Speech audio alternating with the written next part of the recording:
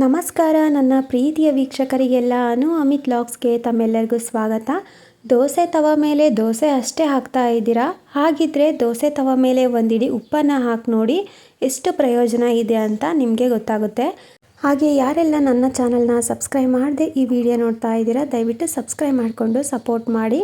ನಾನಿಲ್ಲಿ ಒಂದು ಇಡೀ ಉಪ್ಪನ್ನು ತಗೊಂಡಿದ್ದೀನಿ. ದೋಸೆ ತವನ ಗ್ಯಾಸ್ ಮೇಲೆ ಇಟ್ಕೊಂಡಿದ್ದೀನಿ. ಈಗ ಒಂದಿಡಿ ಉಪ್ಪನ್ನು ದೋಸೆ ತವ ಮೇಲೆ ಹಾಕೊಳ್ತಾ ಇದ್ದೀನಿ. ಸೊ ಗ್ಯಾಸು ಮೀಡಿಯಮ್ ಫ್ಲೇಮಲ್ಲೇ ಇರಬೇಕು. ಹಾಗೆಯೇ ನಾನಿಲ್ಲಿ 2 ಬೆಳ್ಳುಳ್ಳಿ ಎಸಳನ್ನು ಹಾಕ್ಕೊಳ್ತಾ ಇದ್ದೀನಿ. ಬೆಳ್ಳುಳ್ಳಿ ಸಿಪ್ಪೆ ತೆಗೆದು ಹಾಕ್ಕೊಳ್ತಾ ಇದ್ದೀನಿ. ಹಾಗೆಯೇ 1/4 ಟೇಬಲ್ ಸ್ಪೂನಷ್ಟು ಅರಿಶಿನ ಪುಡಿನ ಹಾಕ್ಕೊಳ್ತಾ ಇದ್ದೀನಿ.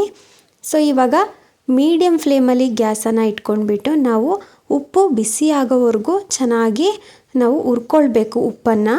ಸೊ ಅರಿಶಿನ ಉಪ್ಪು ಬೆಳ್ಳುಳ್ಳಿ ಎಲ್ಲ ಚೆನ್ನಾಗಿ ಬಿಸಿ ಆಗಬೇಕು. ಸೊ ನೋಡಿ ಎಷ್ಟು ಚೆನ್ನಾಗಿ ಬಿಸಿ ಮಾಡ್ಕೊಳ್ತೀವೋ ಅಷ್ಟು ಒಳ್ಳೆಯದು. ಸೊ ಈ ರೀತಿ ಮೀಡಿಯಮ್ ಫ್ಲೇಮಲ್ಲಿ ಗ್ಯಾಸನ್ನು ಇಟ್ಕೊಂಡ್ಬಿಟ್ಟು ಚೆನ್ನಾಗಿ ಮಿಕ್ಸ್ ಮಾಡ್ಕೊಳ್ತಾ ಬಿಸಿ ಮಾಡ್ಕೊಳ್ಬೇಕು. ಸೊ ಅರಿಶಿನ ಉಪ್ಪಿಗೆ ಎಲ್ಲ ಮಿಕ್ಸ್ ಆಗಬೇಕು. ಸೊ ನೋಡಿ ಈ ರೀತಿ ನಾನು ವಿಡಿಯೋದಲ್ಲಿ ತೋರಿಸ್ತಾ ಇದ್ದೀನಿ ಅಲ್ವಾ, ಇದೇ ರೀತಿ ನೀವು ಕೂಡ ಮಾಡ್ಕೊಳ್ಳಿ. ನೋಡಿ ಈಗ ಉಪ್ಪು ಚೆನ್ನಾಗಿ ಬಿಸಿಯಾಗಿದೆ. ಹಾಗೆ ಉಪ್ಪಿನ ಕಲರ್ ಕೂಡ ಚೇಂಜ್ ಆಗಿದೆ, ನೀವು ನೋಡ್ಬೋದು. ಈಗ ಬಿಸಿ ಮಾಡ್ಕೊಂಡಿರುವಂತಹ ಉಪ್ಪು ಅರಿಶಿನ ಬೆಳ್ಳುಳ್ಳಿಯನ್ನು ಒಂದು ಕಾಟನ್ ಬಟ್ಟೆಗೆ ಹಾಕ್ಕೊಳ್ತಾ ಇದ್ದೀನಿ. ಸೊ ಈ ರೀತಿ ಬಟ್ಟೆಗೆ ಹಾಕ್ಕೊಂಡ್ಬಿಟ್ಟು ನೋಡಿ ನಾನಿಲ್ಲಿ ಗಂಟಾಕ್ತಾ ಇದ್ದೀನಿ ಅಲ್ವಾ, ಇದೇ ಥರ ಗಂಟಾಕ್ಕೊಳ್ಬೇಕು. ಸೊ ಈ ಥರ ರೆಡಿ ಮಾಡ್ಕೊಳ್ಬೇಕು.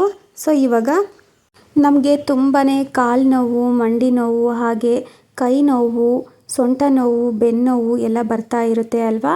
ಈ ರೀತಿ ಉಪ್ಪನ್ನು ಬಿಸಿ ಮಾಡಿ ಶಾಖ ಕೊಟ್ಕೊಳ್ಳೋದ್ರಿಂದ ನೋವು ಕಡಿಮೆ ಆಗುತ್ತೆ.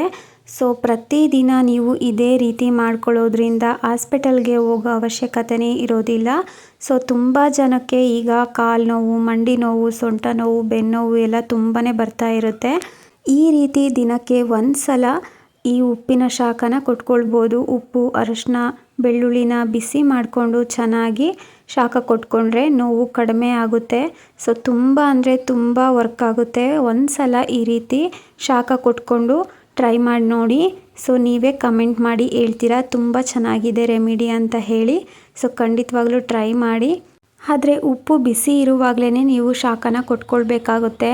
ಸೊ ಆವಾಗ ನಮಗೆ ನೋವು ಕಡಿಮೆ ಆಗುತ್ತೆ.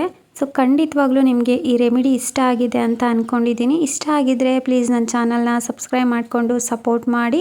ಹಾಗೆ ಲೈಕ್ ಮಾಡಿ, ನಿಮ್ಮ ಅನಿಸಿಕೆನ ಕಮೆಂಟ್ ಮಾಡಿ ತಿಳಿಸಿ. ನಿಮ್ಮ ಫ್ರೆಂಡ್ಸ್ಗೆ ಫ್ಯಾಮ್ಲೀಸ್ಗೆಲ್ಲ ಈ ವಿಡಿಯೋನ ಶೇರ್ ಮಾಡಿ. ಈ ವಿಡಿಯೋನ ನೋಡಿರೋ ತಮ್ಮೆಲ್ಲರಿಗೂ ಧನ್ಯವಾದಗಳು.